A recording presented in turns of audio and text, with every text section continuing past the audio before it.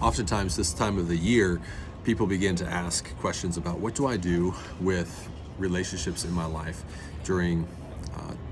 seasons that change, and particularly this time of the year when summers hit and people have vacations and different internships that may take them out of the city, or different rhythms start to change. And all of a sudden, the rhythms of relationship that we've had in recent past, where we had Tuesday nights where we do a Bible study or a small group, or we had some kind of like hangout rhythm that we just had our lives kind of synced to each other, suddenly changes and we don't have all of that.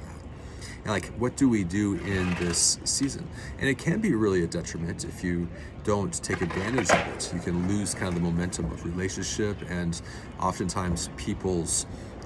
pressing into the Lord, when they lose really the rhythms of their life that have forged kind of habits within those rhythms. When we lose those in a season, it really can be detrimental sometimes. But it also gives us an opportunity to really press into the Lord in a deeper way, when it's not just a habit yet, but fighting for, consciously, intentionally choosing to press into the Lord. And particularly in our relationships, being able to choose in that space to sometimes just low level things, like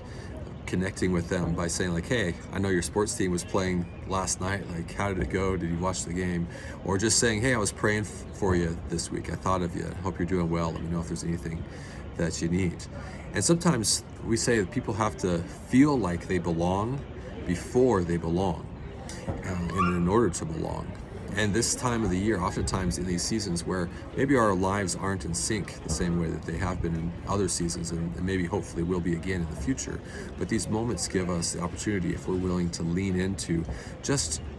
reaching out to them and saying, hey, I was thinking about you, when I didn't have to, when the rhythms of life didn't just make it normal and obvious. When I was like, man, I was praying for you, I was thinking about you, I was, I miss you. Those kind of things, when you don't have to see them, suddenly the fact that you think about them communicates this high level idea of connection and desire for relationship. As we talked about last week, if you can also add any memory making in that, will communicate that sense of tethering. And if you can help them in this season, think of just like creating a plan before they walk in, so that they have a higher level of intentionality in their life, and just giving low level visibility by asking about their plan throughout the summer periodically, once in a while, can help them connect to their God more intentionally and show through your intentionality your love for them.